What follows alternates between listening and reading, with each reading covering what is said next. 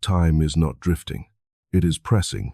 The sense of compression you feel is not anxiety created by headlines or noise amplified by screens. It is the inward awareness that a season is closing and another demands response. Spiritual wakefulness begins with recognizing this pressure as an invitation, not a threat. The last days are not defined by calendars or predictions. They are defined by clarity. They arrive wherever truth asks for decision and delay is no longer harmless. Wakefulness is not excitement. It is alignment. It is the quiet readiness of a mind that refuses distraction and a heart that refuses numbness. When wakefulness comes, the appetite for entertainment thins. The craving for approval weakens. The need to be right fades. What remains is attention. Attention to the movement of conscience. Attention to the pull of truth. Attention to the weight of choices that shape character. The last days are marked by speed. Events move faster than reflection. Opinions outrun wisdom. Outrage replaces understanding. In such a climate, sleep is easy. Sleep wears the mask of busyness. It feels productive while it avoids obedience. Wakefulness, by contrast, slows the inner life while sharpening the outer one. It refuses panic and rejects passivity. It listens before it reacts. It sees beneath surfaces and acts without spectacle. Spiritual sleep is not ignorance. It is familiarity without reverence. It is knowing the language of faith while living by impulse. It is repeating sacred words without submitting to their demand. Sleep convinces the soul that tomorrow will always provide another chance. Wakefulness understands that truth waits, but opportunity does not. The call to wakefulness cuts across every background. It does not flatter the religious or condemn the skeptical. It addresses the conscience directly, where loyalty has been divided. It calls for wholeness, where fear has dictated choices. It calls for courage, where comfort has replaced conviction. It calls for resolve. This call does not shout. It steadies. It does not threaten. It clarifies. Wakefulness begins with honesty. Not the public kind, but the private one, the kind that names motives without excuse, the kind that admits where compromise has settled into habit, the kind that recognizes when conviction has been traded for convenience. Honesty opens the inner door. Once open, light does its work without force. In the last days, confusion multiplies because voices multiply. Every claim seeks allegiance. Every platform demands trust. Wakefulness refuses to outsource discernment. It returns authority to the interior where truth can be weighed without pressure. This does not breed suspicion. It cultivates depth. Depth hears clearly because it is not rushed. Spiritual wakefulness restores proportion. It returns first things to first place. It understands that no movement, cause, or identity can replace the central work of transformation. When the inner life is neglected, outer efforts become brittle. When the inner life is tended, actions carry weight. Wakefulness reorders the heart so that service flows from being, not from anxiety. The last days expose foundations. What has been built on impulse begins to crack. What has been built on image begins to fade. What has been built on truth stands quietly. Wakefulness is the act of rebuilding before collapse forces the lesson. It chooses correction over catastrophe. It chooses listening over defending. This wakefulness is not withdrawal from the world. It is engagement without entanglement. It moves through complexity without being consumed by it. It participates without surrendering conscience. It speaks when silence would be betrayal and remains silent when noise would be vanity. Such balance cannot be taught by technique. It grows from presence. Presence is the discipline of attention anchored in truth. It resists drift. It recognizes the subtle moment when intention slips. Presence brings the future into the now by insisting that today carries eternal weight. In the last days, presence becomes a refuge from hysteria and a guide through uncertainty. Wakefulness also recognizes opposition without obsessing over it. Resistance does not signal failure. It often signals alignment. When clarity threatens confusion, friction follows. Wakefulness does not seek conflict, but it does not flee it. It stands with steadiness and lets outcomes belong to higher wisdom. There is a cost to wakefulness. It costs approval. It costs ease. It costs the comfort of blending in. But it also grants something greater. It grants peace that is not dependent on agreement. It grants strength that does not require applause. It grants direction that does not need constant validation. The last days call for people who are awake enough to carry responsibility without drama, people who can hold truth without weaponizing it, people who can endure misunderstanding without becoming bitter. This maturity does not appear suddenly. It is formed through repeated choices to remain attentive when distraction beckons. Wakefulness simplifies. It cuts through excess and reveals what matters. It does not multiply rules. It deepens purpose. It does not inflate identity. It grounds it. In a world addicted to intensity, wakefulness offers steadiness. In a culture driven by reaction, it offers response. This call is not for the extraordinary few. It is for anyone willing to be present, honest, and aligned. The last days are not a countdown to fear. They are a summons to clarity. Wakefulness answers by living deliberately, speaking truthfully, and choosing integrity when no one is watching. As awareness sharpens, attention turns inward, where loyalty is tested and purpose is refined.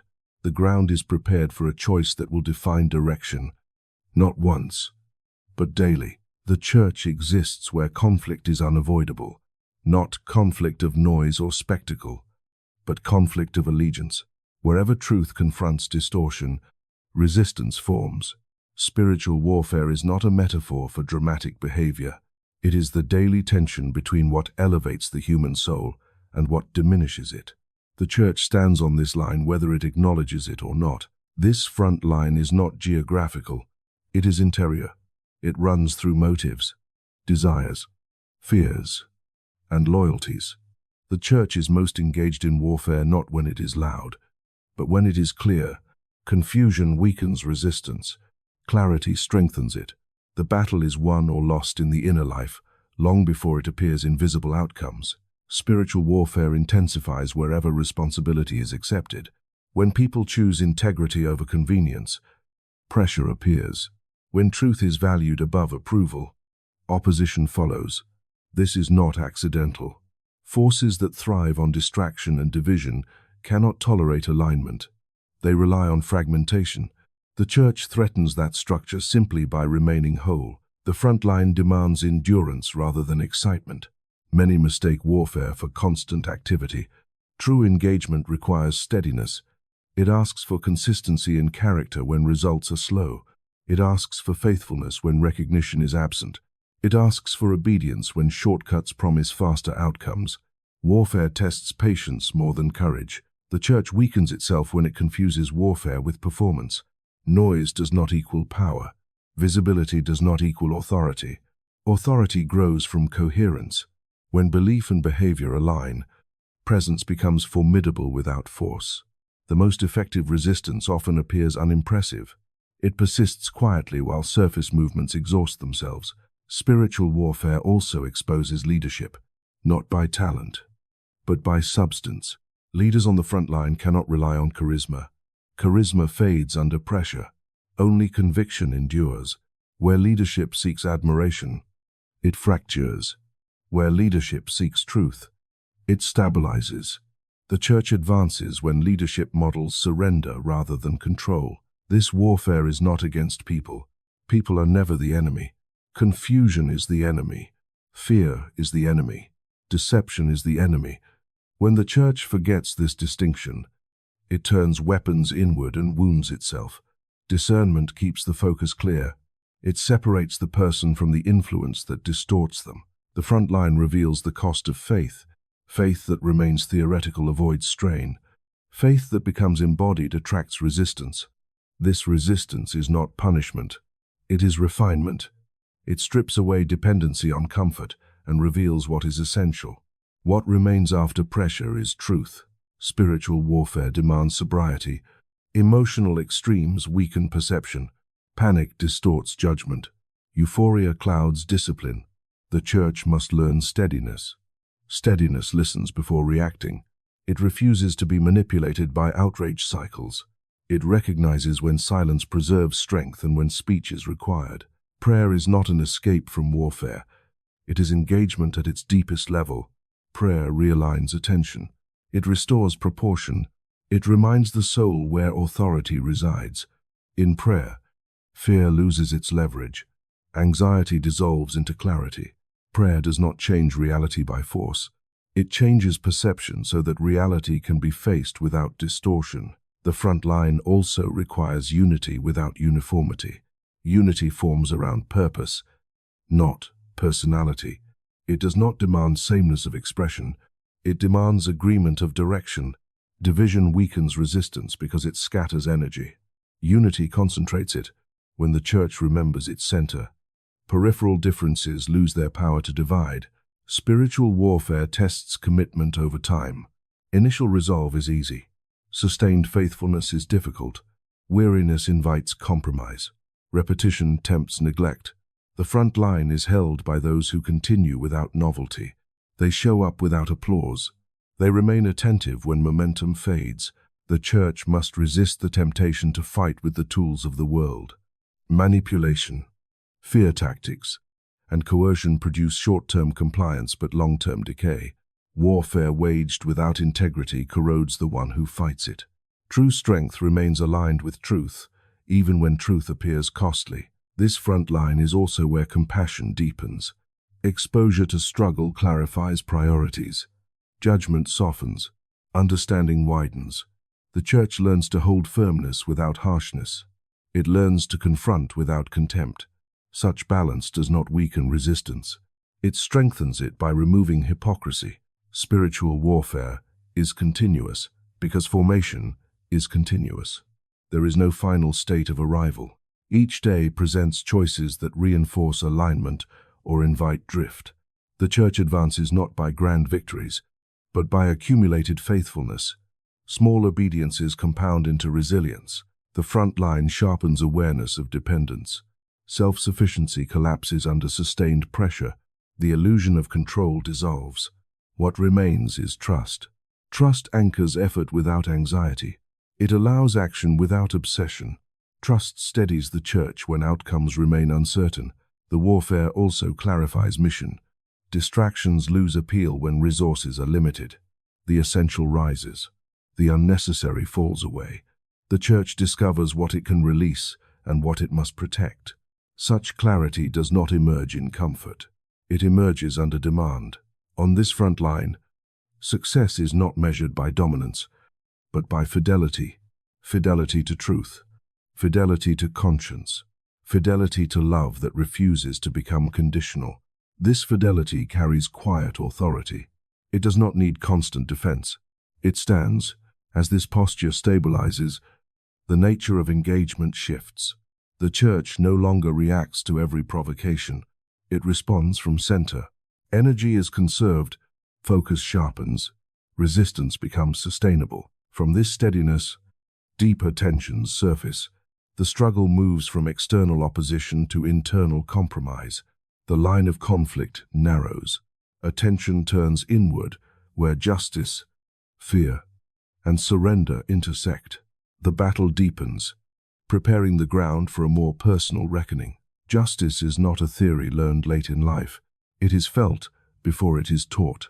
It appears early, long before language matures, as an instinctive protest when something is wrong. This protest does not come from culture or conditioning alone. It rises from a deeper place where the soul recognizes order and recoils from distortion. Justice is not merely desired, it is remembered. This longing surfaces whenever harm goes unanswered or innocence is ignored. It appears in the quiet ache that follows betrayal, in the anger that flares when truth is dismissed, in the grief that lingers when loss is trivialized. Justice is the demand that meaning not be mocked. It insists that actions matter and that consequences are not illusions. Human systems attempt to satisfy this longing through courts, laws, and penalties. These structures serve a purpose, but they never reach the core of the ache. Even when verdicts are fair, something often remains unresolved. The heart knows when accountability has been procedural rather than redemptive. Justice, in its deepest sense, is not satisfied by punishment alone. It seeks restoration of moral order. This explains why injustice wounds so deeply. It is not only the harm itself, but the denial of meaning that follows. When wrongdoing goes unaddressed, reality appears unstable. The world feels unsafe, not because pain exists, but because it seems to exist without reason. Justice restores coherence. It reasserts that truth has weight. The longing for justice becomes dangerous when it turns inward without guidance. Unresolved pain demands expression. If denied healthy resolution, it seeks release through retaliation or resentment. The instinct to correct wrong becomes the impulse to strike back. What began as a noble demand for order risks becoming a cycle of harm. Restraint in the face of injustice is not weakness. It is trust that justice exists beyond personal enforcement. This restraint does not deny pain. It refuses to let pain become authority. It allows grief to be felt without granting it control. Such restraint preserves the soul from corrosion. The deepest longing for justice is ultimately a longing for vindication without contamination. The heart desires a resolution that does not require becoming what it opposes. It seeks an answer that restores dignity without breeding bitterness. This longing reveals its spiritual origin. Justice, at its core, is not retribution. It is alignment. It is the restoration of right relationship between truth and consequence. Where alignment exists, peace follows. Where it is broken, unrest persists. The human soul senses this alignment intuitively and aches when it is absent. This ache intensifies with experience. Time exposes the limits of human judgment. Some wrongs are never acknowledged. Some losses are never compensated. Some truths are buried beneath power or indifference. The longing for justice then turns toward something larger than systems can provide. It seeks assurance that reality itself is not indifferent. That assurance cannot come from denial. It must come from trust. Trust that justice is not suspended simply because it is delayed. Trust that truth remains intact even when obscured. Trust that no act, whether hidden or celebrated, escapes moral consequence. Such trust steadies the soul when answers are postponed. The longing for justice also refines perception. It teaches the difference between fairness and righteousness. Fairness distributes evenly. Righteousness restores rightly. Fairness treats cases alike. Righteousness addresses hearts. Justice, in its highest form, combines truth with mercy without diluting either. This is why shallow answers fail. Simplistic explanations insult suffering. Platitudes feel like dismissal. The soul requires more than reassurance. It requires coherence. Justice provides that coherence by affirming that suffering is seen, wrongdoing is named, and resolution is not arbitrary. The longing for justice also exposes the danger of self-righteousness. When the demand for justice detaches from humility, it becomes weaponized. It seeks control rather than restoration. It divides rather than heals. True justice resists this distortion by remaining anchored in truth rather than ego. There is also a personal dimension to this longing. Justice is desired not only for what has been done to you, but for what has been done by you. Conscience does not only accuse others, it speaks inwardly. The same instinct that protests injustice externally also seeks resolution internally. Guilt is the longing for justice turned toward the self. Ignoring this inner demand produces fragmentation. Excusing wrongdoing fractures integrity. Justice heals by inviting acknowledgement rather than avoidance. It restores alignment within the person, allowing peace to return without denial. The deepest form of justice satisfies both sides of the soul. It addresses the harm suffered and the harm caused. It does not pretend that pain is insignificant. It does not pretend that responsibility is optional. It holds both with clarity and compassion. This longing explains why stories of justice resonate across cultures and eras. They reassure the soul that reality bends toward meaning. They affirm that wrong is not ultimate and that truth has endurance. Such stories endure because they echo something ancient within the human spirit. Justice, then, is not a luxury of stable societies. It is a necessity of human consciousness. Without it, hope erodes. With it, endurance becomes possible. The soul can bear much when it trusts that meaning is preserved. As this longing deepens, attention turns toward the moment where justice and injustice intersect most sharply, the place where innocence bears consequence and guilt walks free. That tension exposes the limits of human resolution and prepares the heart to recognize a justice that operates beyond immediate appearances. Injustice does not arrive politely. It intrudes. It disrupts the inner order and leaves behind a residue that lingers long after the event has passed. You feel it in the tightening of the chest when memory returns, in the surge of heat when names are mentioned, in the quiet calculations about what should have been said or done. Injustice wounds twice, first through the act itself, then through the demand it places on the soul to respond. The pain is not imaginary. It is precise. It forms where trust was extended and then withdrawn, where effort was offered and then dismissed, where truth was spoken and then ignored. This pain insists on recognition. When it is minimized, it intensifies. When it is denied, it hardens. The soul does not forget harm simply because time passes. Within this pain lives a powerful temptation. Retaliation promises relief. It offers the illusion of balance. It whispers that striking back will restore dignity and equalize loss. Retaliation feels like movement after paralysis. It feels like control after vulnerability. It feels justified. This temptation is understandable. When injustice is left unanswered, the nervous system remains alert. The mind replays scenes, seeking correction. Retaliation appears as a shortcut to closure. It suggests that if pain can be transferred, it will be resolved. This promise is persuasive and false. Retaliation does not heal the wound. It relocates it. It converts pain into action without transforming it. The energy discharged outward returns inward with added weight. What was once grief becomes bitterness. What was once anger becomes identity. The original injustice fades, but the internal damage remains active. The desire to retaliate often disguises itself as righteousness. It borrows the language of justice to legitimize revenge. It claims moral authority while quietly eroding integrity. When retaliation takes control, the soul becomes occupied with outcomes rather than alignment. Winning replaces healing. Restraint in this moment feels unnatural. It feels like surrender. It feels like allowing harm to stand. Yet restraint is not agreement with injustice. It is refusal to let injustice dictate character. It is the decision to protect the inner life, even when the outer world has failed. This restraint requires strength. It demands the courage to endure unresolved tension. It requires the humility to accept that immediate correction is not always possible. It asks for trust that justice exists beyond personal enforcement. Such trust does not numb pain. It contains it. The cost of restraint is internal pressure. Feelings remain active without immediate release. The body holds energy without discharge. This pressure can be misinterpreted as weakness. It is not. It is capacity.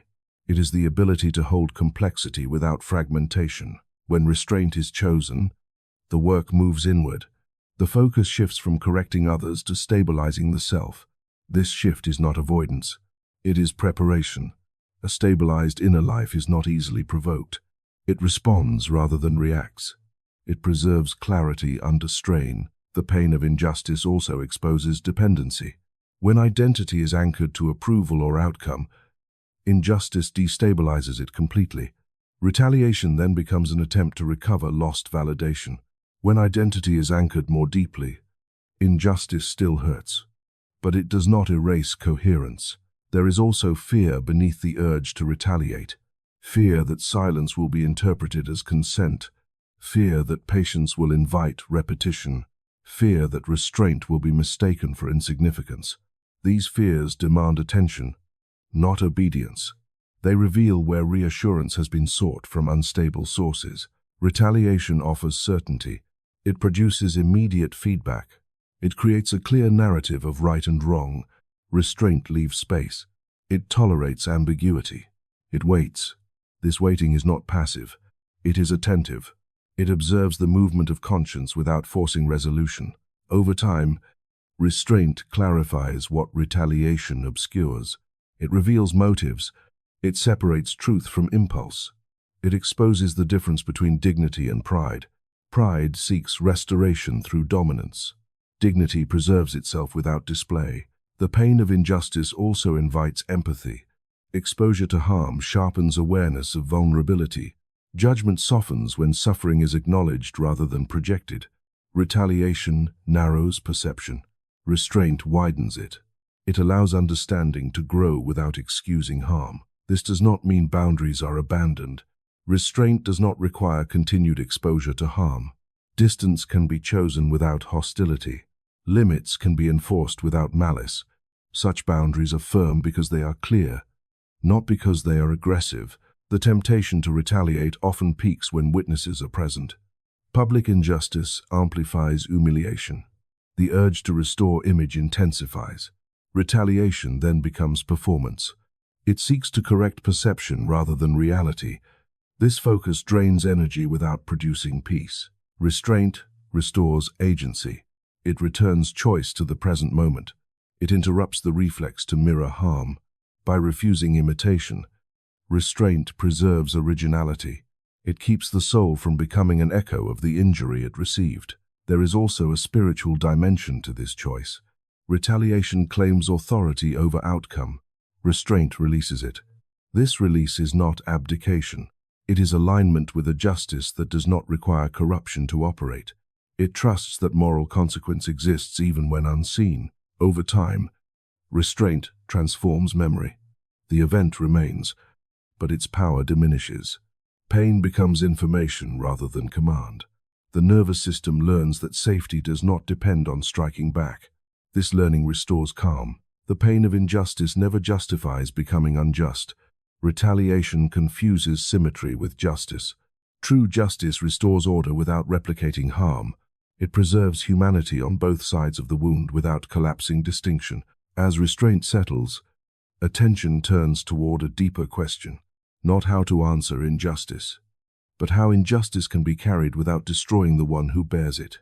This inward turn prepares the ground for understanding a justice that does not originate from retaliation, but from a source capable of absorbing injustice without being altered by it. History records many trials, but none expose the human heart as completely as this one, not because of the legal procedures involved, but because of what stood in the center. Innocence faced accusation. Truth faced distortion. Love faced fear organized into power. The weight of the moment did not come from the verdict alone. It came from the convergence of motives that surrounded it. This trial unfolded without balance. Proceedings designed to protect justice were bent to preserve influence. Testimony was shaped by envy. Silence was interpreted as weakness. The outcome had been decided before evidence was weighed. This was not a failure of law alone. It was a revelation of allegiance. At the center stood one who had unsettled the comfortable and exposed the hidden. Teaching had clarified what belief had obscured. Healing had confronted systems that profited from suffering. Authority had been exercised without permission. This presence disrupted established order not by force, but by truth. Such disruption always attracts resistance. The leaders who pressed for conviction were not ignorant of this truth. They recognized it clearly enough to feel threatened. Threatened authority seeks elimination, not understanding. Envy sharpens accusation. It does not require facts. It requires consensus. Once fear aligns with power, justice becomes secondary. This trial revealed how easily righteousness can be claimed while injustice is performed. Language remained religious. Rituals continued. Appearances were preserved. Yet conscience was silenced. This contrast exposes a danger that persists wherever belief is separated from transformation. When identity becomes protective rather than responsive, truth becomes negotiable. The proceedings moved quickly because speed reduces scrutiny. Delay invites reflection. Reflection invites conscience. The night concealed irregularities that daylight would have questioned. Urgency replaced deliberation. Noise replaced reason. The appearance of order masked the absence of fairness. Silence at the center intensified the tension. Accusation multiplied while defense remained minimal. This silence was not confusion. It was composure. It did not argue. because argument would legitimize a process already corrupted. Silence preserved integrity when words would have been weaponized. Authority, observing this silence, sensed something unfamiliar. Power recognizes power. Innocence without panic unsettles those accustomed to leverage. The absence of self-defense contradicted expectation. Guilt pleads. Innocence rests. This rest did not persuade the crowd, but it revealed the contrast between fear-driven accusation and grounded presence. The trial exposed how crowds are formed. Influence precedes decision. Whispered instruction becomes collective demand. Individual conscience dissolves into shared outrage. Responsibility diffuses. No one feels fully accountable. Yet harm is enacted decisively. This mechanism operates whenever belonging is valued above truth. The crowd did not invent hostility. It inherited it. Leaders shaped perception, and perception shaped choice. This transfer of responsibility allows injustice to feel justified. When harm is framed as necessity, compassion is silenced. The trial demonstrates how easily moral language can be repurposed to sanctify fear. This was not merely a legal proceeding, it was a moral crossroad. Every participant faced a choice between integrity and expedience. Some chose preservation of position, others chose appeasement, others chose indifference. Each choice carried consequence beyond the moment. The trial also revealed the limits of human justice. Even when innocence is recognized, courage may fail. Recognition without conviction produces compromise. Compromise seeks neutrality where none exists. In moments of moral clarity, neutrality becomes participation. This is why the trial matters beyond its historical setting. It exposes a pattern that repeats whenever truth challenges comfort. Systems resist what they cannot control. Individuals hesitate when cost appears personal. Crowds follow the loudest assurance. Silence is misread. Power avoids responsibility, yet within this exposure lies clarity. The trial reveals that injustice does not require universal malice. It requires sufficient fear and sufficient silence. It advances when conscience is postponed. It succeeds when responsibility is deferred. The composure at the center remained unchanged. Accusation did not alter identity. Mockery did not provoke retaliation. Pressure did not produce compromise. This steadiness demonstrated a justice that did not depend on verdicts. It operated independently of approval. Such steadiness reframes the meaning of victory. Victory is not always avoidance of suffering. Sometimes it is the preservation of truth within it. The trial demonstrated that injustice can be endured without internal collapse. Integrity can remain intact even when outcome is hostile. The greatest trial in human history was not great because of the crowd or the court. It was great because it revealed the cost of truth and the price of avoiding it. It showed what happens when fear governs decision and when courage is deferred. This exposure invites recognition. The same dynamics appear wherever truth confronts distortion. The same pressures operate wherever clarity threatens convenience. The trial does not ask for sympathy. It offers instruction. As the proceedings concluded, a deeper tension surfaced. The question was no longer about evidence or law. It centered on choice. The moment demanded decision not only from the court, but from every witness. That demand did not end with the verdict. It continued, pressing inward, narrowing attention toward the point where responsibility can no longer be transferred. Religious envy does not announce itself as hostility. It presents itself as concern. It speaks the language of protection, tradition, and order. It claims to guard what is sacred while quietly defending position. This envy arises when authority is threatened not by rebellion, but by authenticity. Truth that does not ask permission unsettles those who rely on control. Spiritual leadership turns dark when identity becomes fused with status. Calling becomes role. Responsibility becomes entitlement. What once served life begins to serve image. In this condition, success in others is experienced as loss. Growth elsewhere feels like exposure. Envy then reframes faithfulness as competition and devotion as disloyalty. This envy does not begin with malice. It begins with comparison. Comparison erodes gratitude. Gratitude erodes humility. Humility erodes openness. Over time, leaders stop listening Because listening risks displacement. Correction feels like threat. Admiration becomes currency. The soul narrows. Darkness in spiritual leadership is not the absence of knowledge. It is the absence of submission. Scripture may be memorized while conscience is avoided. Ritual may continue while compassion contracts. Language remains orthodox while motive decays. This separation allows leaders to speak about truth without standing under it. Envy sharpens perception toward threat. It scans constantly for rivals. It interprets sincerity as strategy. It reads devotion as ambition. In such a climate, discernment is replaced by suspicion. Authority becomes defensive. Protection of position becomes priority. This darkness is maintained through justification. Actions are framed as necessary. Harm is excused as discipline. Control is labeled stewardship. Those who challenge are branded divisive.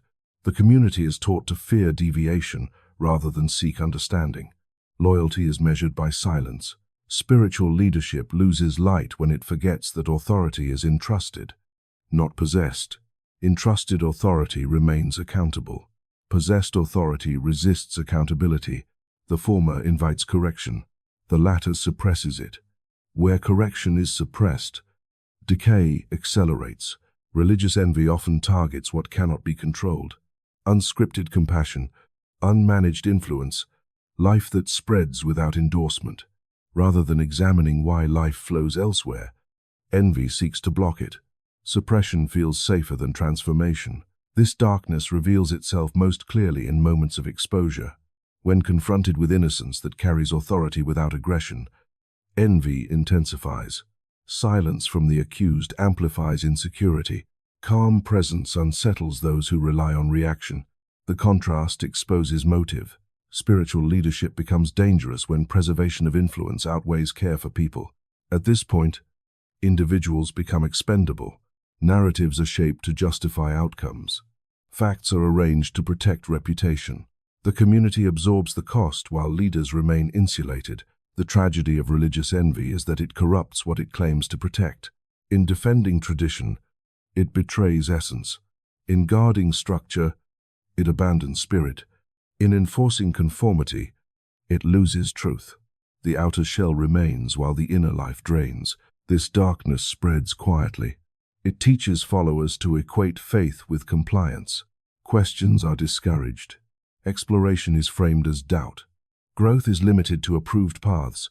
Over time, the community learns to suppress conscience in favor of acceptance.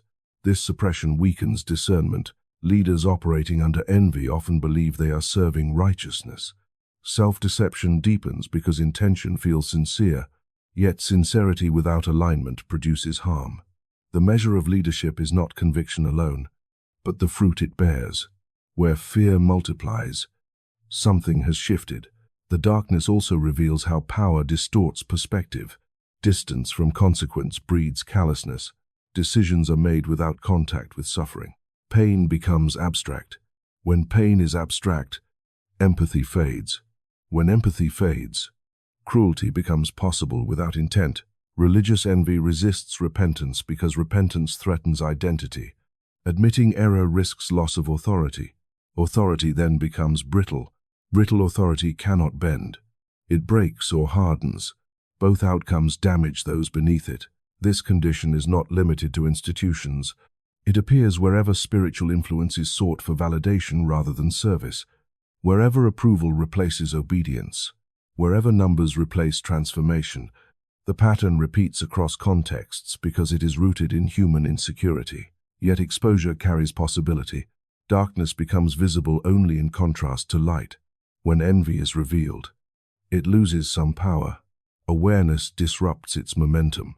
The presence of uncorrupted devotion creates a reference point, not through accusation, but through contrast. The antidote to religious envy is not confrontation alone. It is humility restored. Humility reopens listening. Listening restores learning. Learning renews alignment. Alignment dissolves rivalry. Authority then returns to service rather than defense. This restoration begins inwardly. Leaders must face the discomfort of displacement without retaliation. They must allow truth to reorient identity. This process is costly. It requires surrender of image. It requires trust that purpose does not vanish when control loosens. Where this surrender occurs, leadership regains light. Influence becomes transparent. Authority becomes trustworthy. Communities heal because fear no longer governs interaction. Growth becomes shared rather than contested. The darkness of spiritual leadership is not inevitable. It emerges where vigilance is abandoned. It recedes where humility is practiced. The contrast between envy and service clarifies the stakes.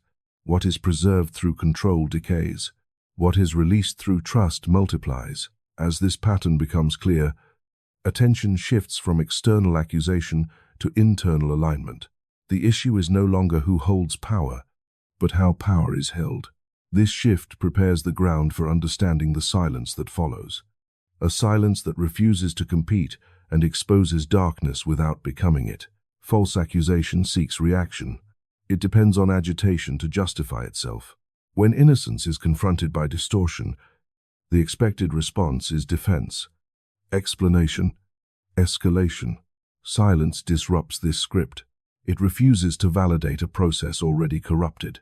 Silence does not concede truth. It preserves it. Innocent silence is not confusion or fear. It is composure rooted in clarity. It understands when words would be converted into weapons and used to deepen the lie. Silence in this moment is not absence. It is restraint guided by discernment. It protects integrity when speech would dilute it. False accusation thrives on momentum. It multiplies when fed attention. Each rebuttal invites another charge. Each clarification creates a new angle for distortion. Silence starves this cycle. It removes oxygen. The noise collapses under its own excess. This silence unsettles observers. Guilt argues. Innocence rests. Accusation pleads for response because it lacks substance. When no response arrives, the imbalance becomes visible. The contrast exposes motive without commentary. Calm presence reveals truth more effectively than explanation. Silence also preserves authority. Authority is not asserted through volume. It is recognized through steadiness. When innocence remains unmoved by slander, authority shifts away from the accuser. The center holds. The edges fray. There is courage required for this silence. It resists the urge to correct perception. It accepts temporary misunderstanding without surrendering identity. It trusts that truth does not require constant defense to remain intact. This trust is not naivete. It is alignment with a deeper order. False accusation attacks identity. It attempts to redefine who you are by controlling the narrative. Silence refuses this transfer of power. It does not negotiate identity with rumor. It remains anchored in what is known internally rather than what is claimed externally. This silence is active inwardly. While words are withheld, attention is sharpened, motives are examined, boundaries are clarified, alignment is reinforced. Silence becomes a workshop where integrity is strengthened. The outer stillness conceals inner vigilance. Silence also resists contamination. Engagement with falsehood risks absorbing its tone. Defense can mirror aggression. Retort can borrow bitterness. Silence avoids this infection. It preserves the quality of the inner life by refusing to imitate harm. Observers often misinterpret silence as weakness. This misreading reveals a misunderstanding of strength. Strength does not require immediate demonstration. It endures scrutiny without agitation. It allows time to reveal what pressure seeks to obscure. False accusation is impatient. It demands resolution on its terms. Silence denies this demand. It allows consequence to mature. Time becomes an ally. Patterns surface. Inconsistencies accumulate. The narrative strains under its own weight. Silence also exposes dependence.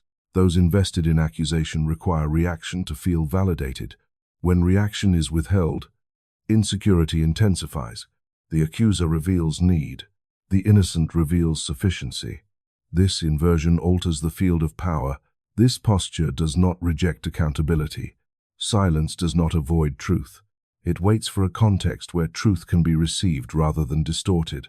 There is a time for speech that restores rather than inflames.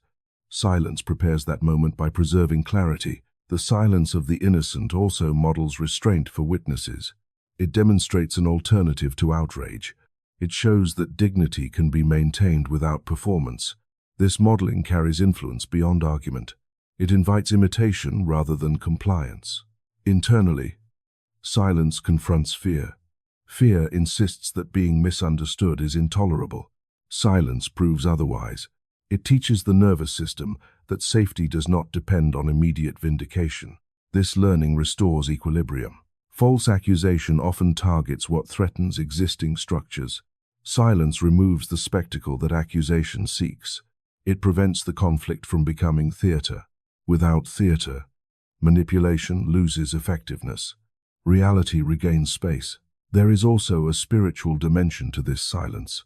It aligns with a justice that operates without haste. It trusts that moral order does not require frantic enforcement. It releases outcome while maintaining faithfulness. This release is not passivity. It is confidence. Silence does not mean isolation. Support may be sought privately. Counsel may be received. Strength is replenished away from the noise. Silence governs public posture, not private care. It distinguishes between exposure and vulnerability. Over time, silence reshapes memory. The event remains, but its sting diminishes. Identity detaches from accusation. The inner narrative stabilizes.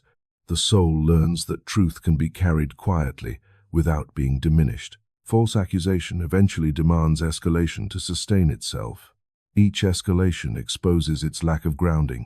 Silence remains consistent. Consistency becomes contrast. Contrast becomes clarity. This silence does not erase injustice. It prevents injustice from reproducing internally. It refuses to allow harm to define response. It preserves the possibility of restoration without surrendering truth. As silence holds, attention shifts from defense to discernment. The question is no longer how to answer accusation, but how to remain aligned under pressure.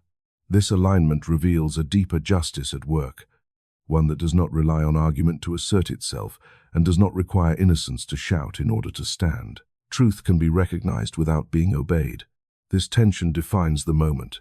Awareness arrives first, then responsibility. The space between them reveals character. Pilate stands in that space, not ignorant, not hostile, but divided. He sees what is right and feels what is costly. The pressure does not come from uncertainty. It comes from consequence. Pilate recognizes innocence. This recognition is immediate and persistent. It does not depend on persuasion. It surfaces through composure, through the absence of fear, through the steadiness that guilt cannot imitate. Truth makes itself known quietly. It does not demand agreement. It waits for alignment. Yet, recognition alone does not produce action. Action requires conviction. Conviction accepts cost. Pilate hesitates because cost becomes visible. Reputation is at stake. Stability is threatened. Authority feels fragile. The crowd gathers momentum. Truth remains clear. Courage does not.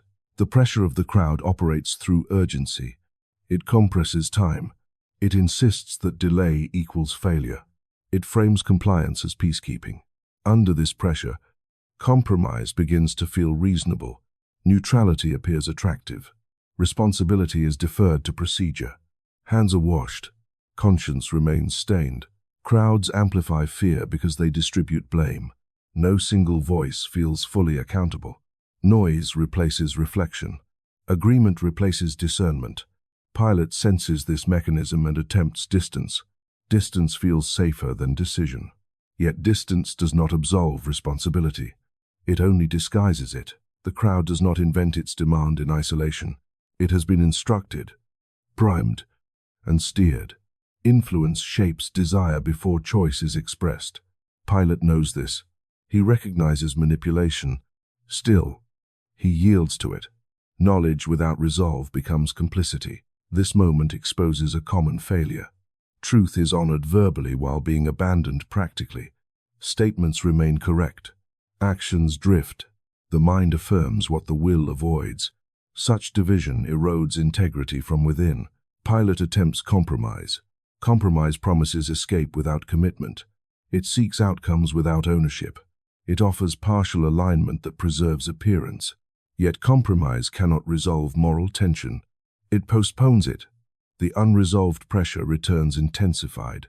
The crowd senses hesitation and exploits it. Hesitation invites escalation. Demands sharpen. Volume increases. The space for quiet decision disappears. In this climate, courage feels isolated. Conformity feels communal. The pull intensifies. Pilate's position reveals how power can be weakened by fear. Authority that lacks conviction becomes reactive. It responds to pressure rather than principle. It seeks to maintain control by avoiding clarity. This avoidance erodes authority further. Power fractures when it is not anchored in truth. Truth does not force compliance. It invites it. Pilate stands before an invitation he will not accept. He recognizes the cost of obedience, but underestimates the cost of refusal. Immediate peace is chosen over lasting integrity. The choice feels practical. Its consequences unfold later.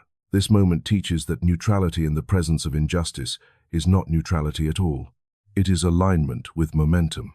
When truth is clear, delay becomes decision. Silence becomes speech. Washing hands does not cleanse conscience.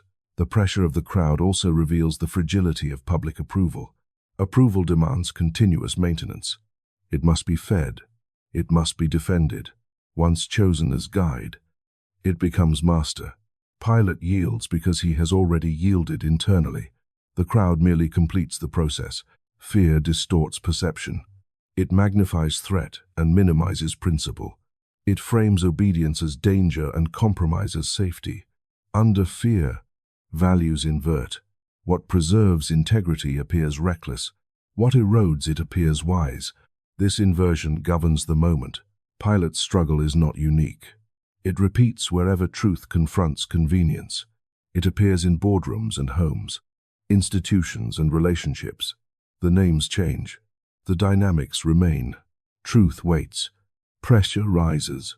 Decision is demanded. The tragedy lies not in ignorance, but in avoidance. Pilate knows enough to choose differently. He lacks the resolve to endure the consequence. This lack does not protect him. It follows him. Deferred responsibility becomes internal unrest. Peace purchased through compromise proves temporary. Conviction simplifies. When conviction is present, decisions are already made. Pressure loses leverage. Without conviction, every moment becomes negotiation. Values shift under strain. Identity fragments. The soul tires. This moment reveals the necessity of preparation. Conviction is formed before pressure arrives. It cannot be assembled under demand. It is cultivated through alignment practiced in quiet choices. When pressure comes, conviction responds without debate. Pilate attempts to outsource responsibility to ritual. Ritual without obedience becomes theater. It reassures observers but deceives no one internally. Conscience does not respond to symbolism. It responds to truth enacted. The crowd disperses after the decision. Pilate remains. Consequence lingers where applause fades. This pattern repeats. External pressure moves on. Internal unrest stays. What is unresolved internally demands attention eventually. This scene clarifies a sobering truth. The greatest danger to justice is not malice, but fear combined with authority. When those with power fear loss more than injustice, harm becomes policy. Yet this exposure also offers instruction. It shows what must be strengthened before pressure arrives. It points toward a courage that does not negotiate with noise. It highlights the need for an inner anchor that remains steady when external forces surge. As the decision is made, attention shifts from the crowd to the cost of compromise. The focus narrows from external pressure to internal consequence. The ground is prepared for the next revelation, where choice crystallizes and the weight of substitution begins to emerge. The contrast is deliberate and unavoidable. Two men stand side by side, each carrying the same title, Son of the Father. The similarity ends there. One embodies life without coercion. The other embodies rebellion without restraint. The choice placed before the crowd is not symbolic ornament. It is exposure. Barabbas represents violence with justification. He is not misunderstood. He is not falsely accused. His record is clear: theft, bloodshed, insurrection. He has taken life in the name of resistance. His actions promise liberation through force. Many find this promise appealing because it gives anger direction and makes rage feel purposeful. Christ stands differently. No charge holds. No accusation settles. Authority flows without aggression. Power expresses itself through healing rather than domination. His presence unsettles because it removes excuses. He exposes the lie that force is necessary to bring change. This exposure threatens those who depend on conflict to validate themselves. The crowd is invited to choose, not between good and bad as abstractions, but between two paths embodied in flesh. One path insists that wrong must be answered with greater wrong. The other insists that truth can absorb injustice without surrendering integrity. The decision feels practical. Its consequences are eternal. Barabbas offers familiarity. His rebellion mirrors the anger already present. He looks like the kind of savior frustration desires. He confirms grievance. He justifies resentment. He makes violence feel righteous. Choosing him requires no internal change. It only requires agreement. Christ offers something less comfortable. He offers transformation rather than retaliation. He refuses to mirror hostility. He does not validate grievance. He exposes it. Choosing him requires surrender of cherished justifications. It requires relinquishing the identity built around opposition. The crowd chooses Barabbas because he aligns with expectation. Liberation through force feels tangible. Transformation through surrender feels abstract. Immediate relief is preferred over lasting healing. The visible enemy is easier to confront than the internal one. This choice reveals a pattern that repeats wherever injustice is present. When pressure mounts, the impulse is to select what promises quick reversal rather than deep correction. Barabbas represents the shortcut. Christ represents the long work. The irony is severe. Barabbas, guilty, walks free. Christ, innocent, is condemned. This inversion exposes the failure of human justice, yet it also reveals something deeper. Innocence does not escape suffering. Guilt does not always receive consequence immediately. Reality is more complex than instinct allows. Barabbas receives freedom he did not earn. He walks out under the weight of mercy he does not understand. Christ receives punishment he does not deserve. He accepts it without protest. This exchange is not accidental. It is revelatory. You are meant to see yourself in this moment, not as observer, but as participant. The crowd is not distant. Its instincts live on. The preference for vindication over transformation remains active. The desire for a savior who fights enemies rather than heals hearts persists. Barabbas represents the self that resists surrender, the self that believes control must be seized, the self that trusts force more than truth. Christ represents the self that is willing to die to illusion in order to live in alignment. This choice is not made once. It is repeated daily. Each moment of pressure presents the same alternatives: retaliation or restraint, domination or integrity, immediate relief or lasting coherence. The names change. The dynamics remain. Barabbas promises relief from oppression without addressing the source of oppression. Christ addresses the source by refusing to replicate it. This refusal feels like weakness to those addicted to power. It is strength of a different order. The crowd does not choose blindly. It is influenced, persuaded, steered. Yet influence alone does not determine choice. Influence exploits existing inclination. The inclination toward Barabbas reveals a collective unwillingness to confront internal violence. It is easier to project than to repent. The title Son of the Father sharpens the tension. One reflects a lineage of earthbound reaction. The other reflects a lineage of transcendent response. One mirrors human instinct. The other reveals divine intention. Barabbas walks free into the same world that formed him. No transformation is required. Christ walks toward suffering that will transform the world. The paths diverge completely. This moment clarifies the cost of preference. Choosing Barabbas preserves existing structures of conflict. Choosing Christ dismantles them. Preservation feels safer than dismantling. Yet what is preserved continues to wound. The crowd chooses according to appetite rather than alignment. Appetite seeks satisfaction. Alignment seeks truth. Appetite demands immediacy. Alignment endures delay. Appetite chooses power that can be seen. Alignment trusts power that reshapes from within. Barabbas embodies the illusion that freedom can be taken. Christ embodies the truth that freedom must be given. Taken freedom breeds retaliation. Given freedom restores dignity. This exchange also reveals the nature of substitution. The guilty is spared. The innocent suffers. This reversal shocks the moral instinct. It offends fairness. Yet it reveals a justice that operates beyond transaction. A justice willing to absorb loss to restore order. The crowd does not understand this justice. It cannot. It operates on a different axis. It does not answer violence with violence. It answers violence with endurance that transforms consequence. Barabbas leaves without gratitude recorded. Christ proceeds without resentment expressed. The silence remains consistent. The choice has been made. This scene does not end with the verdict. It continues wherever life presents pressure.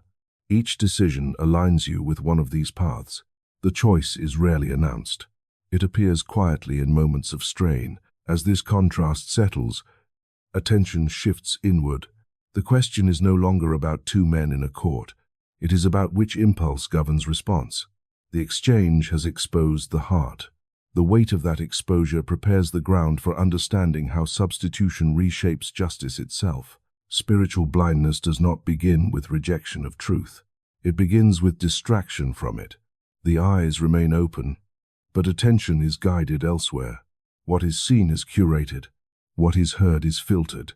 Blindness forms when perception is shaped by influence rather than anchored in discernment. Manipulation thrives in this environment. It does not require force. It requires access. Access to attention. Access to emotion. Access to fear. Once granted, influence works quietly. It suggests rather than commands. It frames rather than argues. It repeats until repetition feels like reality. Spiritual blindness is reinforced by familiarity. When certain voices are heard often enough, they gain credibility by proximity. Agreement begins to feel safe. Dissent begins to feel dangerous. The mind confuses repetition with truth and consensus with correctness. This confusion weakens judgment without announcing its presence. Manipulation operates through timing. It waits for moments of vulnerability. Fear sharpens receptivity. Uncertainty lowers defenses. Fatigue reduces resistance. In these moments, suggestion enters easily. What might have been questioned earlier is accepted quickly. The mind seeks relief, not accuracy. This blindness is rarely malicious. It grows through convenience. Critical thinking requires effort. Discernment demands patience. Manipulation offers shortcuts. It supplies ready-made conclusions. It relieves the burden of evaluation. The cost is autonomy. Once blindness settles, it resists correction. New information feels intrusive. Challenges are labeled threats. Loyalty becomes identity. Identity resists disruption. Manipulation then protects itself by framing alternatives as dangerous or divisive. The circle closes. Spiritual blindness is intensified by authority misused. When influence claims moral certainty without accountability, it discourages examination. Obedience is praised. Questioning is shamed. The community learns to equate faith with compliance. Discernment atrophies. This blindness also feeds on emotional intensity. Strong feelings create urgency. Urgency reduces reflection. Manipulation amplifies emotion to bypass reason. Outrage narrows focus. Fear accelerates agreement. Euphoria suspends caution. Extremes replace balance. The power of manipulation lies in its invisibility.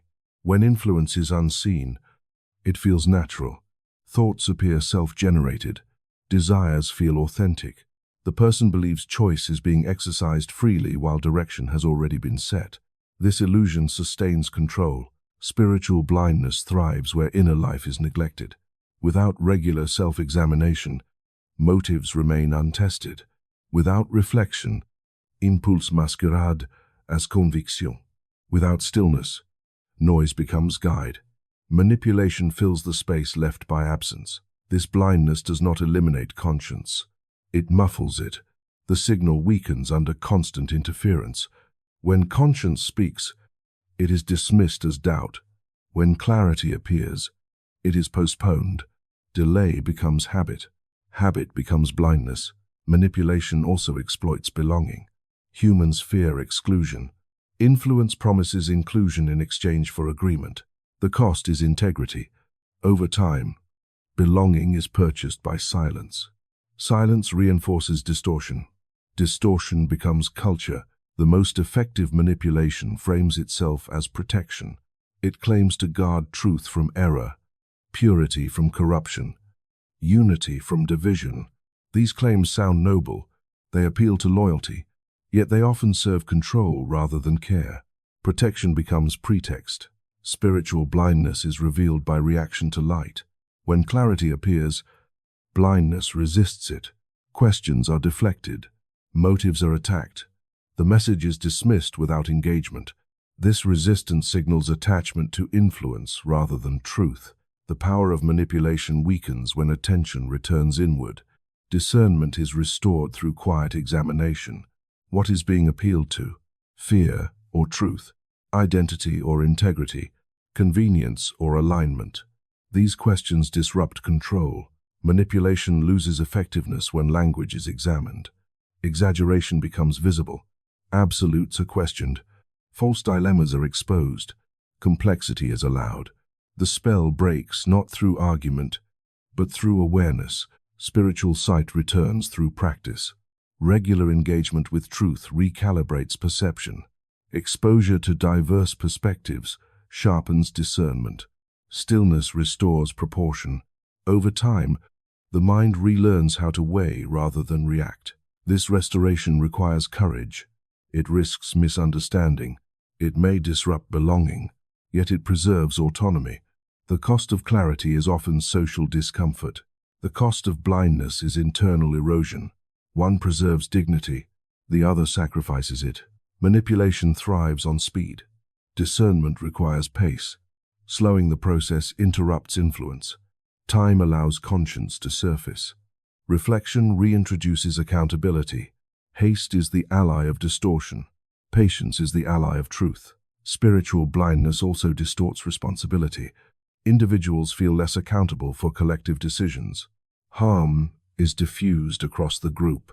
No one feels fully responsible. This diffusion enables actions that would be resisted individually.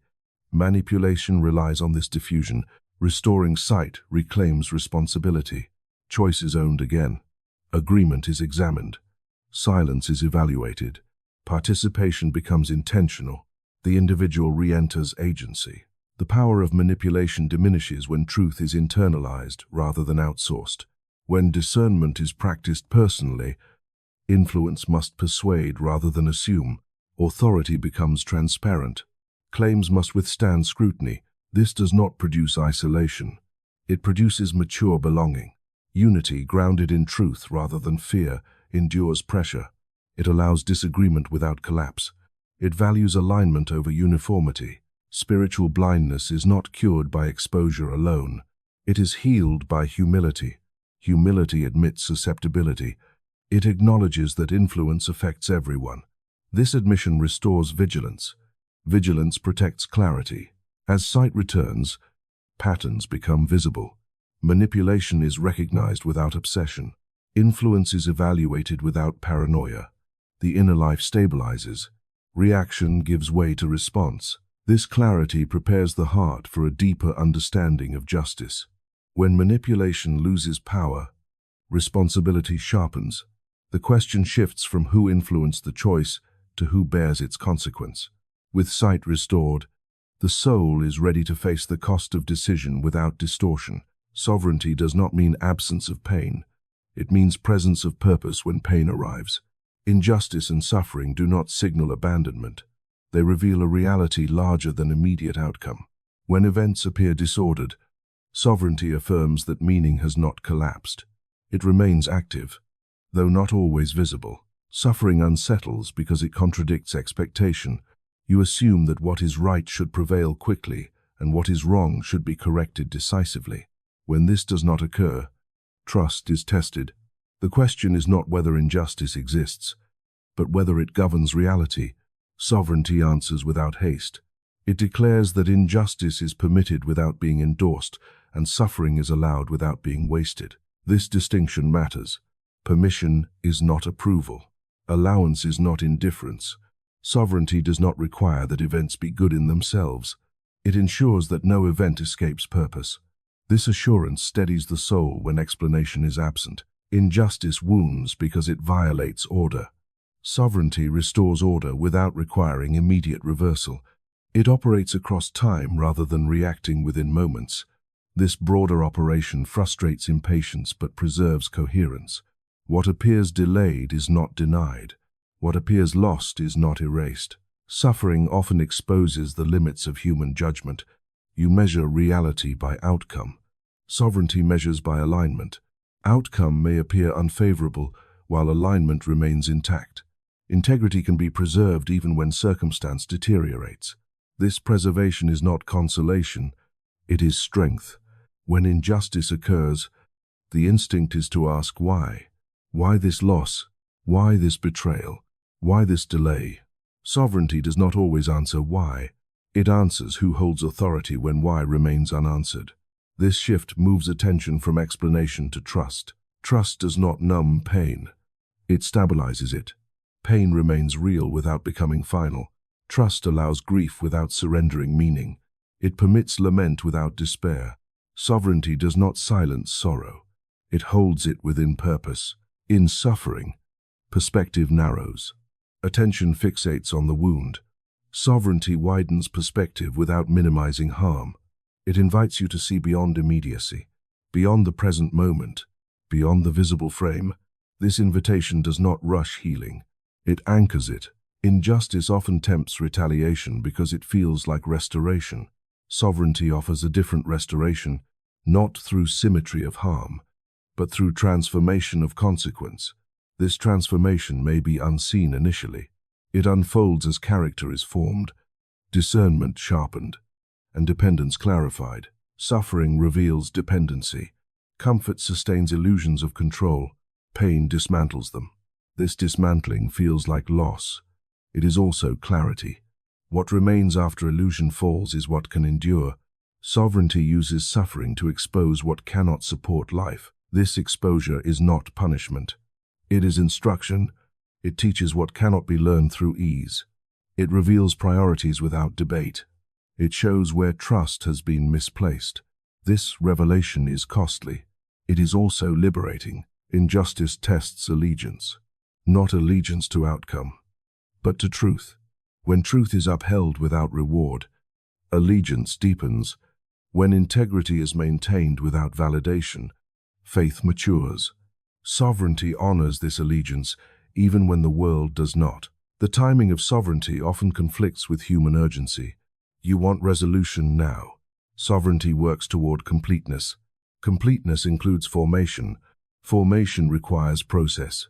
Process requires time. This time feels like absence. It is activity beyond perception. Suffering also clarifies witness. How pain is carried communicates what is believed. Endurance without bitterness testifies to trust. Refusal to become cruel under pressure reveals alignment. Such witness does not demand attention. It carries authority quietly. Sovereignty does not remove responsibility. It reframes it. You are not asked to understand everything. You are asked to remain faithful within what you understand. Responsibility remains to act justly, speak truthfully, and love without condition. Sovereignty sustains these actions when outcome discourages them. Injustice tempts resignation. Sovereignty resists it. Resignation surrenders expectation. Sovereignty maintains hope without denial. Hope here is not optimism. It is confidence that meaning persists even when circumstances contradict it. Suffering often isolates. Sovereignty reconnects. It reveals solidarity across time and experience. Others have endured. Others have remained faithful. This continuity strengthens resolve. You are not alone in endurance. You participate in a larger narrative. This narrative does not glorify suffering. It redeems it. Redemption does not erase scars. It assigns them significance. Scars become testimony of survival and alignment. They speak of truth that outlasts injury. Sovereignty also corrects perspective on success. Success is not avoidance of pain. It is faithfulness within it. When success is redefined, discouragement loses leverage. Progress becomes internal coherence rather than external approval. Injustice may prevail temporarily. Sovereignty ensures it does not prevail finally. This assurance does not trivialize present harm. It anchors future hope. Hope here is not escape. It is endurance empowered by trust. Suffering can feel arbitrary. Sovereignty affirms it is not meaningless. Meaning may remain hidden. Trust accepts this hiddenness without surrendering conviction. This acceptance is not passive. It is resilient. When injustice strikes, the temptation is to conclude that reality is hostile. Sovereignty declares otherwise. It insists that even hostility is bounded. It cannot exceed purpose. It cannot nullify truth. It cannot redefine identity. This understanding stabilizes response. Anger lowers its dominance. Fear loses its authority. Patience gains ground. Endurance becomes possible. This does not happen instantly. It develops through repeated trust. Sovereignty does not promise ease. It promises presence. Presence steadies. Presence sustains. Presence transforms suffering into formation rather than fragmentation. As this trust settles, attention turns toward the personal weight of decision. The question shifts from why suffering occurs to how it will be carried. This shift prepares the heart for the moment when responsibility becomes unmistakable and choice cannot be deferred. The moment arrives without ceremony. It does not announce itself with thunder or spectacle. It presents itself quietly, insisting on response. Neutrality dissolves here. Observation ends. Participation begins. This is not a theoretical intersection.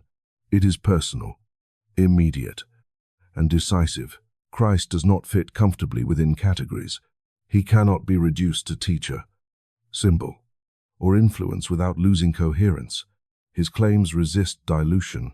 They confront allegiance. To encounter Christ is to encounter a demand that refuses postponement. Acceptance and rejection are not abstract positions. They become lived trajectories. This demand unsettles because it disrupts control. Many prefer admiration without obedience, inspiration without surrender. Christ does not accommodate these arrangements. He does not negotiate identity. He calls it into alignment. This call clarifies. It exposes what governs loyalty when cost appears. Response reveals priority. When convenience conflicts with truth, choice surfaces. When reputation competes with integrity, direction becomes visible. This exposure is not cruel. It is honest. It removes illusion and invites coherence. The inescapable nature of this moment lies in its persistence. Avoidance does not resolve it. Delay does not neutralize it. Time does not erode its claim. The decision may be muted, gradual, or concealed, but it forms nonetheless. Every action either aligns with Christ or distances from him. Silence becomes posture. Habit becomes confession. Christ does not coerce agreement. He invites surrender. This invitation respects agency while clarifying consequence. It does not manipulate emotion or pressure compliance. It presents truth and waits. Waiting does not weaken the claim. It intensifies responsibility. The weight of this moment is not found in doctrine alone. It is found in alignment. Agreement without alignment fragments the inner life. Alignment restores integrity. This restoration requires release. Control yields to trust. Image yields to truth. Self-definition yields to transformation. Resistance often appears reasonable. It dresses itself in prudence and balance. It claims to protect autonomy. Yet autonomy detached from truth becomes drift. Drift feels safe until direction is lost. Christ interrupts drift by insisting on center. This insistence feels narrow because it is precise. Precision offends relativism. It refuses to treat all paths as equivalent. This refusal provokes discomfort, not because it lacks compassion, but because it confronts indecision. Compassion here does not dilute truth. It steadies it. The decision regarding Christ shapes more than belief. It shapes posture towards suffering, power, and love. Acceptance reframes strength. It moves from dominance to fidelity. It reframes victory. It moves from avoidance of cost to endurance with purpose. It reframes identity. It moves from performance to belonging. Rejection also shapes posture. It preserves control but erodes coherence. It avoids surrender but multiplies negotiation. It replaces trust with management. Over time, management exhausts. The inner life fragments under the strain of maintaining image without alignment. This moment does not require immediate understanding of every implication. It requires willingness to follow truth where it leads, willingness to release what cannot be carried forward, willingness to endure misunderstanding without retreat. Such willingness does not produce perfection. It produces direction. Christ does not promise insulation from pain. He promises presence within it. He does not remove consequence. He redeems it. Acceptance does not simplify life. It clarifies it. Clarity does not reduce difficulty. It gives it meaning. The inescapable nature of this decision lies in identity. Christ addresses who you are, not merely what you think. He calls for the whole self, not curated segments. This wholeness threatens compartmentalization. It dismantles hidden arrangements. It restores unity.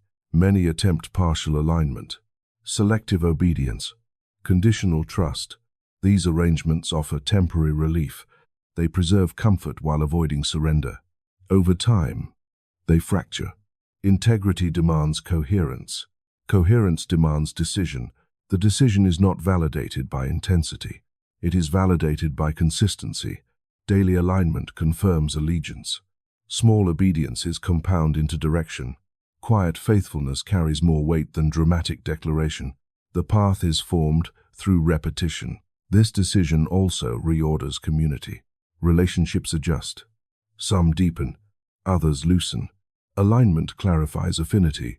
This clarification can feel like loss. It is also honesty. What remains carries substance. Christ does not demand isolation. He forms communion. This communion is not built on uniformity but on shared allegiance. Differences persist. Direction unifies. Such unity withstands pressure because it is anchored beyond preference. The refusal to decide produces its own outcome. Drift continues. Compromise accumulates. The cost is gradual but real. Integrity thins. Discernment dulls. Energy scatters. What was avoided returns amplified. This moment invites courage. Courage to choose alignment over approval. Courage to endure cost without bitterness. Courage to trust presence when outcome remains uncertain. Courage to live truthfully rather than strategically. The decision regarding Christ cannot be delegated. Tradition cannot substitute. Community cannot decide on your behalf. Influence may inform. Authority may guide. Responsibility remains personal. This responsibility is not burden. It is dignity. When acceptance occurs, it does not end struggle. It redefines it. The struggle moves from self-protection to faithfulness, from control to trust, from performance to presence. This shift steadies the soul. This decision also reframes time. Urgency gives way to purpose. Waiting becomes active. Patience gains meaning. The present moment carries weight because it participates in a larger narrative. The inescapable question does not accuse. It invites alignment. It does not shame hesitation. It clarifies direction. It stands quietly, waiting for response expressed through living rather than language. As this decision settles, the focus narrows. The consequences of alignment begin to appear, not immediately in triumph, but in coherence. Coherence strengthens endurance. Endurance prepares the heart for the cost that follows when truth is chosen without condition. Compromise rarely announces itself as betrayal. It presents itself as wisdom, patience, or necessity. It speaks softly, assuring that flexibility is maturity and resistance is extremism. Over time, this voice becomes familiar. What once felt wrong begins to feel reasonable. The conscience does not disappear. It is negotiated. Lack of conviction does not mean absence of belief. It means belief without weight. Convictions are truths that have been paid for. They cost comfort, reputation, and convenience. Without cost, belief remains theoretical. It holds no authority when pressure arrives. Compromise begins when pressure outweighs clarity. When approval becomes more valuable than alignment, when conflict is avoided at the expense of truth, the decision may appear small. The effect is cumulative. Each concession lowers resistance. Each silence trains the conscience to tolerate more. The conscience is resilient but not invincible. It warns first, then it whispers, then it retreats. This retreat is not peace. It is fatigue. The inner life grows quiet not because it is settled, but because it has been ignored. Silence becomes mistaken for resolution. Lack of conviction creates vulnerability. Without a clear internal boundary, external forces decide direction. Opinion replaces principle. Circumstance dictates response. The self becomes reactive rather than anchored. This instability produces anxiety disguised as adaptability. Compromise promises relief. It avoids confrontation. It preserves access. It maintains image. The relief is temporary. The cost is lasting. Each compromise fragments identity. The inner life splits between what is known and what is done. This split demands energy to maintain. Fatigue follows. The conscience absorbs this fatigue. It bears the weight of unresolved tension. Over time, it dulls to survive. This dulling is not healing. It is self-protection. The soul learns to feel less to function more. Function replaces integrity. Lack of conviction also erodes trust. When actions contradict beliefs, credibility thins. Others sense inconsistency even when it is unspoken. Authority weakens. Influence loses substance. What remains is position without power. Compromise often justifies itself by outcome. If the result appears favorable, the method is excused. This logic prioritizes success over alignment. It assumes that ends validate means over time. This assumption corrodes moral clarity. Anything becomes permissible if it works. The conscience resists this logic initially. It protests quietly. It signals discomfort. If ignored, it adapts. Adaptation does not remove consequence. It postpones awareness. The cost accrues unnoticed until it demands payment. This payment appears as restlessness, as irritability, as cynicism, as loss of joy. The inner life becomes crowded with unresolved choices. Peace becomes conditional. Confidence becomes performative. The self grows divided. Lack of conviction also distorts courage. Courage without conviction becomes bravado. It acts without direction. Conviction without courage becomes impotence.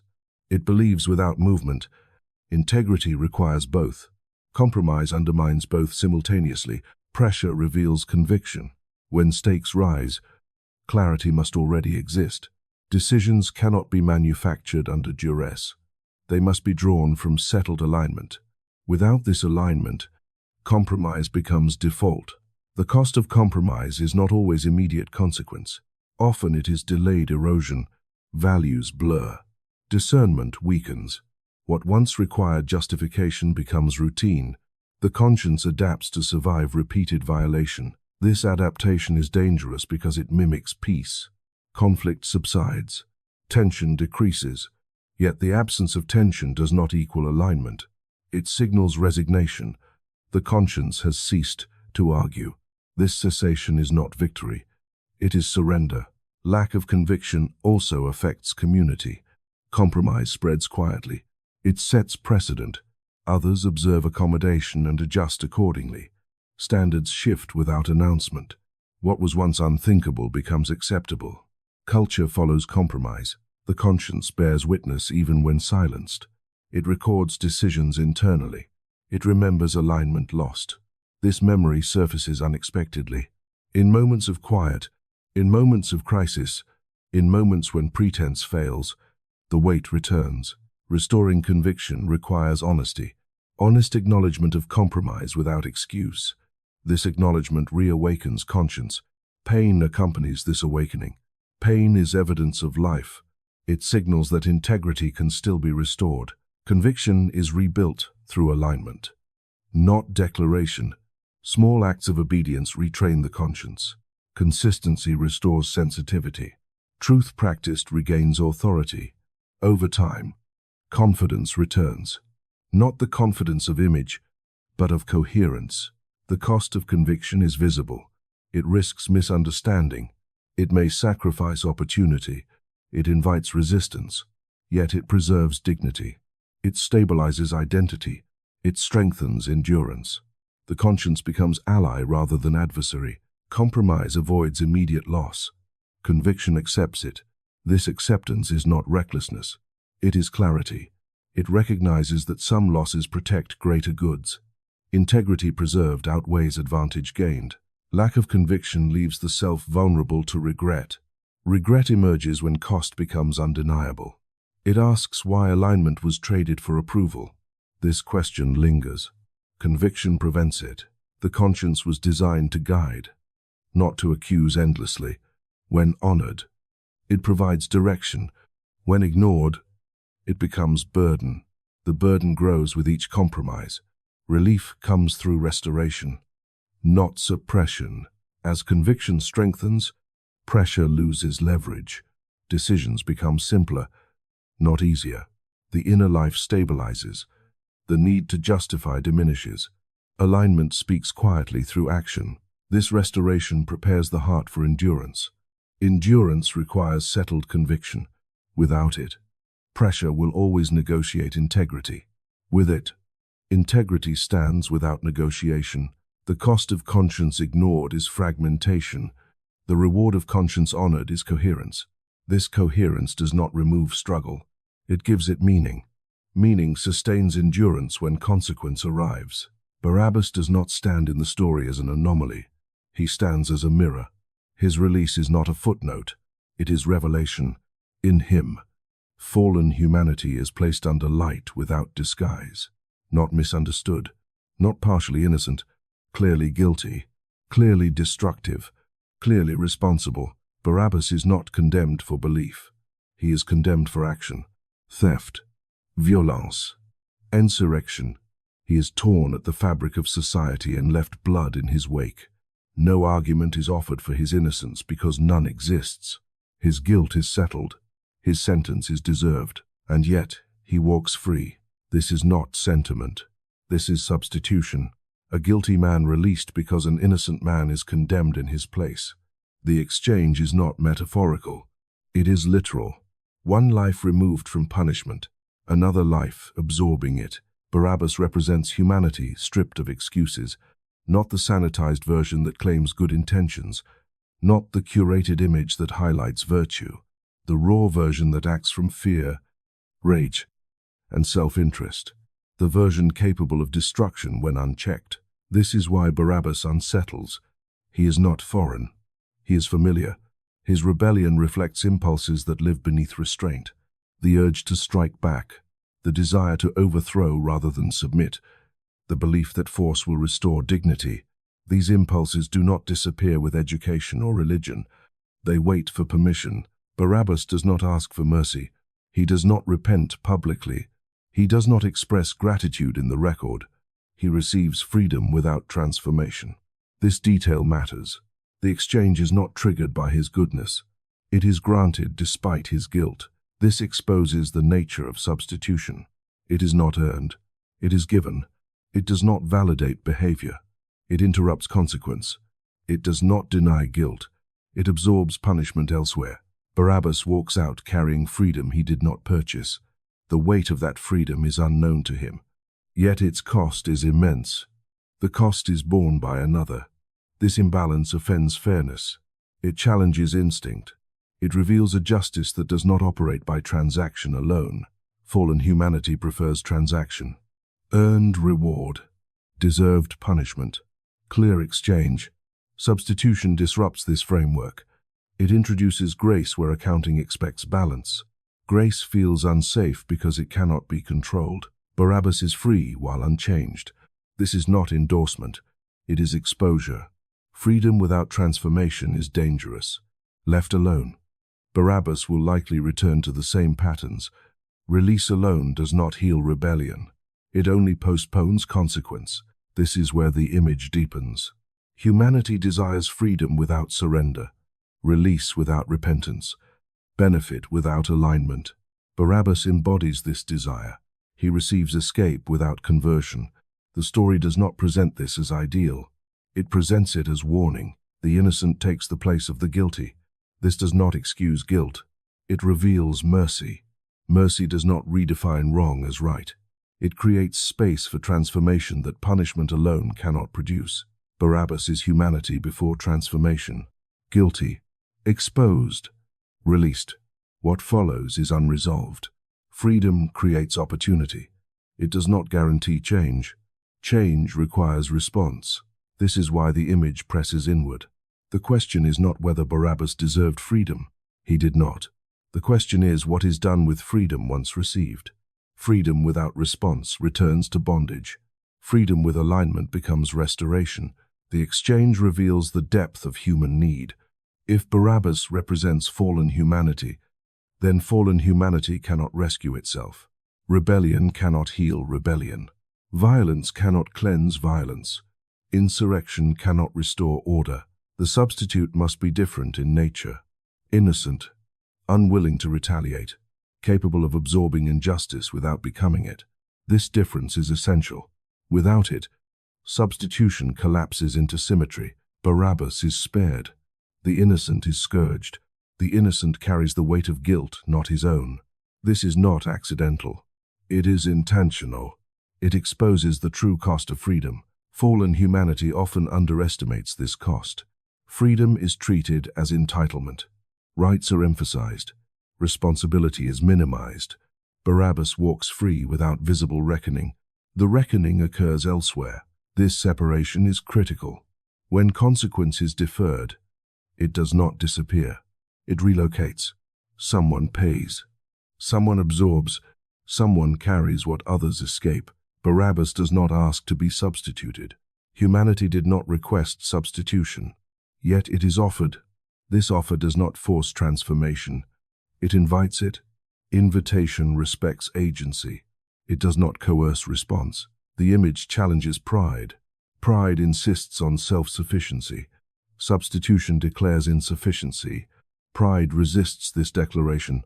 It prefers self-justification to grace. Grace exposes dependency. Dependency threatens control. Barabbas exposes the lie of moral superiority. Faced with innocence and guilt side by side, the crowd chooses release for the guilty. This choice reveals preference for familiar rebellion over confronting purity that demands change. Purity exposes. It demands reorientation. Rebellion allows continuity. Barabbas allows the crowd to feel powerful without being transformed. The innocent threatens that arrangement. Fallen humanity often prefers the familiar chaos of rebellion to the demanding clarity of truth. Barabbas is predictable. Innocence is unsettling. The image also confronts denial. Denial insists that guilt is exaggerated. Barabbas leaves no room for denial. His crimes are known. His sentence is deserved. This clarity removes ambiguity, yet grace enters anyway. Not because guilt is small, but because mercy is large. This does not trivialize justice. It fulfills it differently. Justice is satisfied not by ignoring wrong, but by absorbing its cost fully. The cost is not reduced. It is transferred. Barabbas becomes free. The innocent becomes wounded. This wound is not cosmetic. It is severe. The exchange is violent. It leaves scars. This underscores the seriousness of substitution. Fallen humanity often treats grace lightly because it does not see the wound. When the wound is visible, grace regains weight. Freedom is no longer cheap. It is costly. Barabbas's image demand response. Freedom received without gratitude corrodes. Freedom received with humility transforms. The image does not dictate outcome. It exposes choice. You stand where Barabbas stood, guilty in ways that matter, unable to undo past actions, offered freedom that cannot be earned. What follows depends on response. The image prepares the ground for decision, not abstract belief, but lived alignment. Freedom that remains unclaimed by transformation returns to rebellion. Freedom that is embraced with surrender becomes restoration. The substitute has taken the place. The door has opened. What remains is whether freedom will be wasted or redeemed. The decisive moment does not belong only to history. It repeats itself every day, not in courts or crowds, but in ordinary moments where direction is set quietly. Choice does not always arrive with drama. It arrives with habit, with response, with what is tolerated, resisted, or embraced when no one is watching. Choosing Christ is not a single declaration preserved in memory. It is a posture renewed through action. Rebellion is not always loud defiance. It often appears as subtle refusal to trust, refusal to obey, refusal to relinquish control when surrender feels costly. This daily choice is revealed under pressure, when insult tempts retaliation, when fear invites compromise, when convenience asks for silence. Alignment becomes visible not through intention, but through response. What is chosen repeatedly becomes character. Rebellion promises autonomy. It frames obedience as weakness and surrender as loss. It appeals to self-protection. It argues that control ensures safety. Over time, this argument hardens. Control becomes identity. Identity resists correction. The soul narrows. Choosing Christ moves in the opposite direction. It releases control to regain coherence. It accepts vulnerability to restore integrity. This choice does not eliminate struggle. It redirects it. The struggle shifts from defending ego to remaining faithful. The daily nature of this choice removes excuse. No one is asked to resolve everything at once, only to choose alignment now, in the present moment. With the options available, this simplicity exposes avoidance. Grand intentions lose relevance when small obediences are neglected. Rebellion thrives on postponement. Tomorrow becomes refuge. Later becomes shield. Delay masquerades as prudence. Yet delay is a decision. It sustains drift. Drift accumulates distance. Distance dulls desire. Choosing Christ interrupts drift. It anchors attention. It narrows focus to what is true rather than what is advantageous. This anchoring does not reduce complexity. It clarifies direction. Direction steadies endurance. The cost of choosing Christ is visible. It risks misunderstanding. It may invite loss. It requires patience when outcomes lag. These costs feel immediate. Their benefits unfold slowly. Rebellion offers immediate relief. Its costs unfold quietly. Daily choice is also revealed in language. How others are spoken of. How motives are assumed. How power is exercised. Rebellion justifies harshness as honesty. Alignment disciplines speech to preserve dignity. This choice appears in private disciplines. Attention given to truth. Space created for reflection. Willingness to examine motives without defense. Rebellion avoids examination. It distracts. Alignment welcomes exposure because it seeks coherence. The daily choice also governs reaction to failure. Rebellion uses failure as justification to abandon alignment. It frames imperfection as permission. Alignment responds differently. It acknowledges failure without surrendering direction. It returns without self-condemnation. This return is essential. Perfection is not the requirement. Fidelity is. The willingness to realign after missteps sustains growth. Rebellion uses misstep to rationalize continuation. Alignment uses misstep to deepen humility. Choosing Christ reshapes ambition. Ambition no longer centers on dominance or recognition. It seeks faithfulness.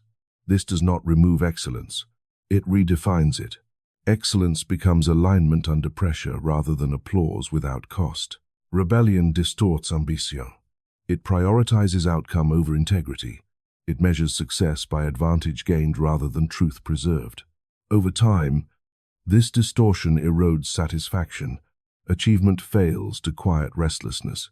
Daily choice also affects how suffering is carried. Rebellion demands immediate relief. It resents endurance. Alignment accepts endurance with purpose. It does not glorify pain. It refuses to let pain define identity. This refusal preserves dignity. It prevents bitterness from becoming worldview. It allows grief without surrendering trust. Such trust is not naive. It is practiced. Choosing Christ daily also reshapes relationships. Boundaries clarify. Forgiveness becomes possible without enabling harm. Love remains firm without becoming cruel. Rebellion confuses love with control and boundaries with rejection. The daily choice is cumulative. Small decisions compound. Patterns form. Direction stabilizes. Over time, alignment becomes instinct. Not because struggle ends, but because response is trained. Rebellion also compounds. Each concession lowers resistance. Each rationalization widens margin. Over time, conscience dulls. Direction blurs. What once felt wrong becomes normal. This contrast exposes the urgency of daily choice. There is no neutral ground. Every moment reinforces alignment or drift. Awareness of this reality restores agency. Agency restores dignity. Choosing Christ daily does not isolate. It forms community grounded in shared allegiance rather than shared grievance.